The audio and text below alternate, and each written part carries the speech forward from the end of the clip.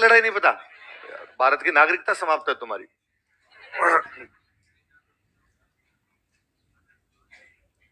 वे अपनी रजांगला चौकी थी इंडो चाइना वॉर में, हार रहे थे हम, अरुणाचल प्रदेश वाला हिस्सा चाइना खा ही गया था।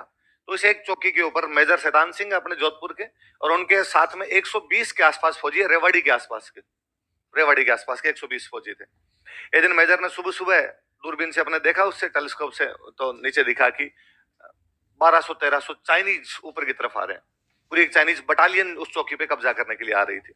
तो मेजर ने अपनी पिछली पोस्ट पे समाचार भेजा कि भाई हम यहाँ पे 120 है, नीचे से 1000 से ज्यादा लोग आ रहे हैं, इसलिए प्लीज हमें कवर भेजा जाए, हमें सहायता भेजी जाए।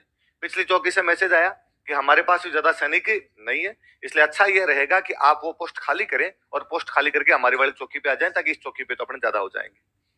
मेजर ने अपने सैनिकों को बुलाया, सैनिकों को बुला कहा कि ये बात है, नीचे से 1000 प्लस लोग आ रहे हैं, अपने अपनी संख्या देख रहे हैं, इतनी नफरी है अपने पास में। पिछली चौकी पे मैंने जो मैसेज किया था वहां से ये मैसेज आया मेरे पास कि आप चौकी खाली करके आ जाइए, पर मेरा जीव मानता नहीं कि मैं मेरी चौकी खाली करके जाऊं। लेकिन चूंकि मैं यहाँ का सीओ कमांडिंग ऑफिसर हूं, इसलिए आप सबको निर्देश देता हूं कि आप में से यदि कोई चौकी छोड़ के जाना चाहता है तो चला जाए, मैं उसके ऊपर किसी भी प्रकार की कोई भी कार्रवाई नहीं करूंगा। पर फौजियों में एक हो रहता है कि साहब ने यदि कहा तो फिर साहब की आज्ञा का उल्लंघन नहीं किया जाता। तो सब फौजियों ने कहा अब साहब यहाँ रह रहे हैं तो हम भी यहाँ पर रहेंगे। वो 1200-1300 लोग चाइनीज ऊपर आए, 120 वो अपने वाले लड़े, पता ही नहीं चला क्या हुआ क्या नहीं हुआ। पिछली चौकी तक उनमें से कोई पहुंच नहीं पाया, इसलिए पिछली चौकी के पास भी मैसेज नहीं था कि उन फौजियों का क्या हुआ। इंडियन आर्मी ने एक बार मान लिया कि भगोड़े हो गए सारे, चाइनीज पकड़ के ले गए होंगे या चाइनीज के साथ चले गए होंगे। उधर से इतने में चाइना वाला युद्ध बंद हो गया, क्योंकि दिसंबर के आसपास में उधर से बर्फ गिरने लग जाती है, सर्दियां जैसे आती है बर्फ गिरने लगती है, और जैसे बर्फ गिरने लगती है तो चाइना की तरफ से रास्ते पूरे ब्लॉक हो गए, तो चाइना खुद युद्ध के मैदान से पीछे हट गया। थोड़े दिनों में जब बर्फ हल्की हुई, बर्फ वहां से ढलने लगी, तो नीचे जो जनजातियां रहती है ऊपर भेड़ चराने के लिए जाती है। पहाड़ी इलाकों के अंदर नीचे वाले इलाकों में जनजातियां रहती है, जैसे बर्फ का मौसम आता है वो नीचे आ जाते हैं, बर्फ का मौसम ढलता है तब वो ऊपर की तरफ अपने पशुपालन के लिए जाते हैं।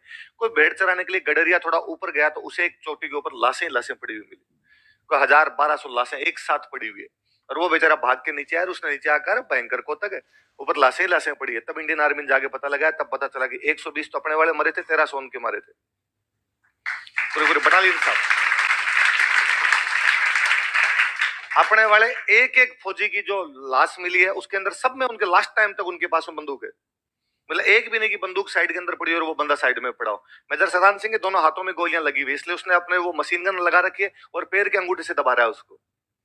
लास्ट में उसने पैर के अंगूठे से दबाना शुरू कर दिया था। इसलिए रेवाड़ी के आसपास के 120 शहीद हुए, इसलिए रेवाड़ी में रजांगला चौक है, रजांगला चौक बना हुआ रेवाड़ी के अंदर, और शैतान सिंह उसके कमांडिंग ऑफिसर थे।